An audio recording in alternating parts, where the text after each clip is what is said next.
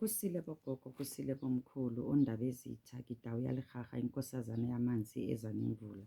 Bayede amakhosi amakhulu, siyabingelela emakhaya. Sithemba ukuthi konke kuhamba kahle. Mina ngizalwa kungichubeke njalo ngesimo samakhosi ngoba ngathunywa emhlabeni ukuthi ngizolekelela ingane zamakhosi. Ngingasho nje ukuthi I'm a light worker eyakhethwa Nkosi yami ukuthi ilekelele, ifundise, iphinde ilaphe abantu ngesimo samakhosi. Bayede makhosi amakhulu, bayede makhosi. I'm gonna start here. Kune debate ebakhona la ngaphandle between abantwana abalungiselwayo nabantwana abathwasayo nabantwana akuwama self-initiate. Kodwa okusalayo singabantwana bethonga sonke, sizele sembethe sonke, so ukuthi asimbathanga ngokufana. Akumelanga izifike la kuba ne-debate khona ngoba okusalayo sonke sembethwe abantu abadala, kodwa it's not one size fits all. It doesn't mean ukuthi wonke umuntu onesimo sabantu abadala kumele athwase. Akusho ukuthi wonke umuntu onesimo sabantu abadala kumele abe yisangoma. Akusho ukuthi wonke umuntu onesimo sabantu abadala kumele alungiselwe ngokufana. Asifani bantwana basekhaya. Isimo sabantu abadala sinabile, sikhulu. It's a pity ngoba i-generation yethu i-bit lost because okhokho nabokhokholozi bethu abasekho emhlabeni ukusigayida ukuthi kahle kahle lento ihamba kanjani, since kwafika ondlebe ezikhanyelanga bathi ukusidida. Namanje bayabona ukuthi iningi lethu kule fifth dimension baku-awakening, bayazama futhi ukuthi basidivide ngaphakathi, babone ukuthi hhayi ngathi bayahluleka ukusidivide ngaphakathi. So kungcono-ke manje ukuthi baphinde ba-demonize yona lento yethu, lesimo sethu sabantu abadala, ngoba-ke umuntu omnyama Nkosi yami i-backbone ayikho Nkosi yami. Angazi noma ukuhlupheka noma yini, asazi, kodwa uNkulunkulu wazi kakhulu. Thina abantu abamnyama siphiwe amandla bogogo nabomkhulu, sinamandla lawa amangalisayo. Yazi ingilosi zezulu zichumana nathi kakhulu, i-universe eyethu, amandla ubukhosi obethu, yonke into eyethu. Ningizwe kahle, noma bangasidoctrinate benzeni, kodwa ngeke bakhona ngoba thina siyingane zamakhosi. Ungizwe kahle, kwayena lo Yashwa mawulandela kahle imvelaphi yakhe, naye kwakuwumuntu omnyama. Ngicela ningizwe kahle, naye umuntu omnyama onesimo samakhosi, owayenza ama-rituals wamakhosi. Mawuthi uyabheka impilo kaYashwa ilahlekile i-20 years yonke, bayifihlile. But mawuya ku-Ethiopian Bible kulaba revela yonke into khona ngesimo sakaYashwa, lo nina nimbiza ukuthi uJesu. UYashwa kwakuwumuntu ofana nami nawe as ingane yamakhosi, kodwa wekade enza izinto izimangaliso, ayuza i-clairvoyance yakhe ukuthi akhona ukubonela abantu ukuthi kwenzakalani ngabo, aprofitha, enza yonke into, abeka abantu izandla, abalapha ngendlela zamakhosi.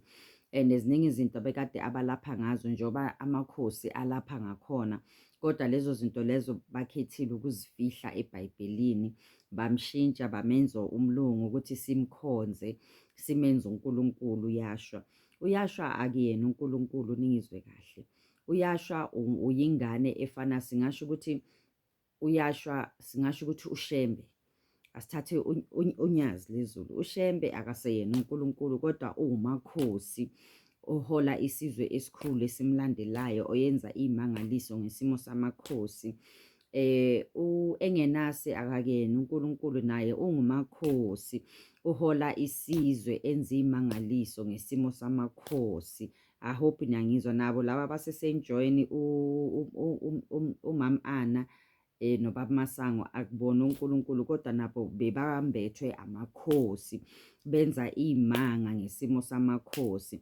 Nakuye uYashwa kwakunjalo, wayenesimo samakhosi. Ngalezo inkathi-ke kwakuyena omkhulu okupipeline, oyenze izinto umhlaba wonke jikelele, owaletha isimo samakhosi. Abantu basi-understanda ngaye.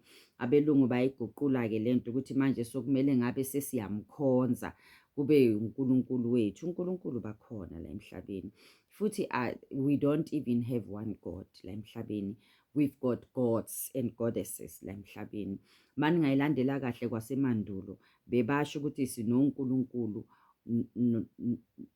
nengilosi zonkulunkulu bethu, yabona, sinabomkhulu sinabomkhulu, kube nabomvelincange, kube nabomlenze munye, kube nabonomhoyi, lo simbiza ukuthi uMamlambo, kube nenkosazana nje, kube nokhukhulwane, kube nenyanga. Ayisho kwakudala sasiloku sikhonza kanjalo.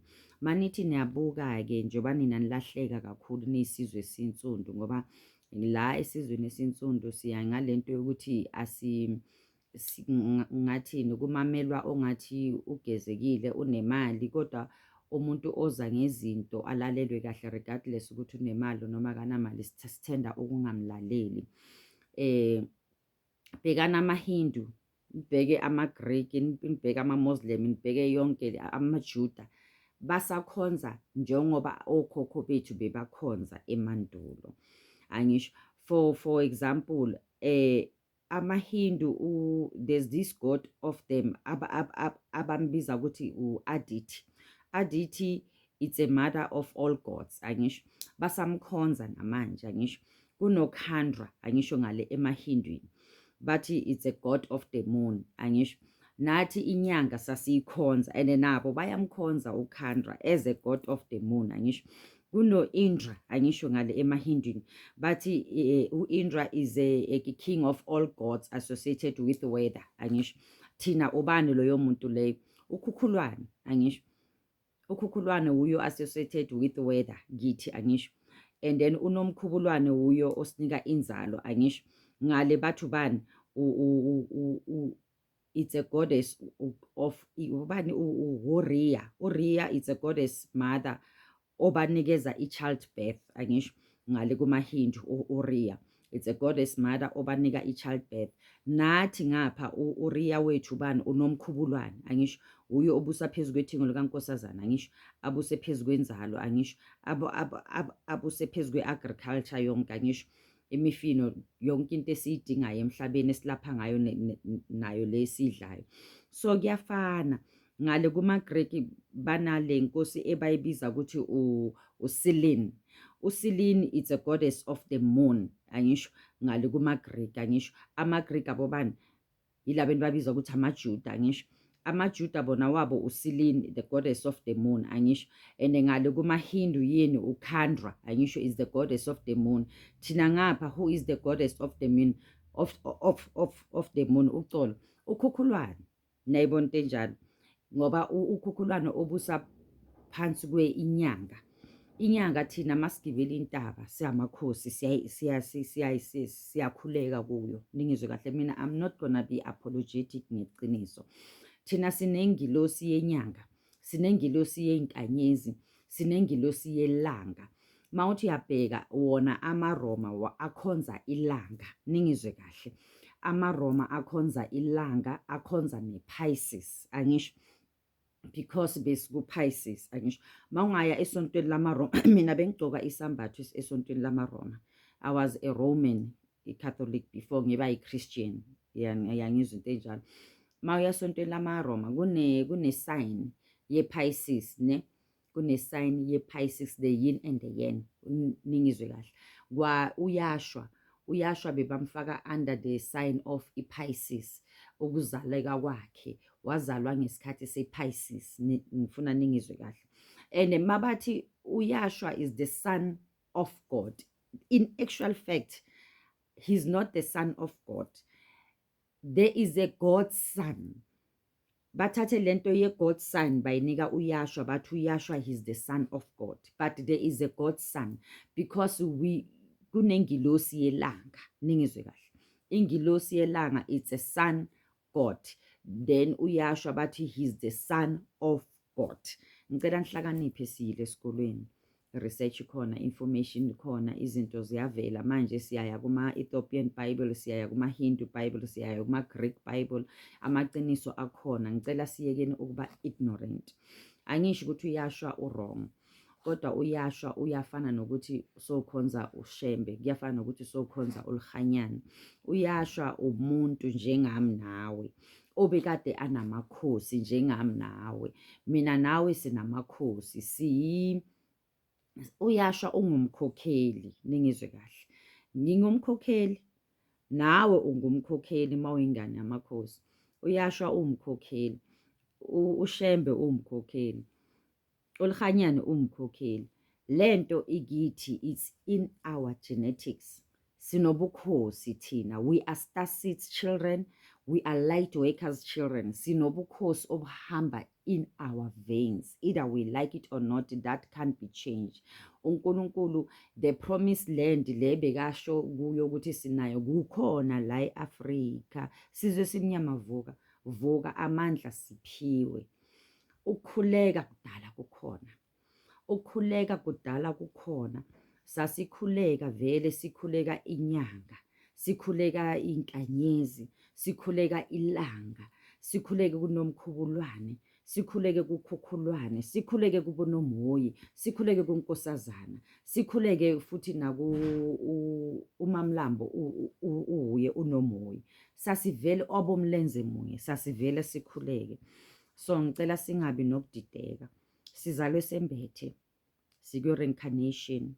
Some of us abantwana bamakhosi, they are Star Seeds, babuya from other planets, they came here to fulfill izinto kumele bazenze la emhlabeni.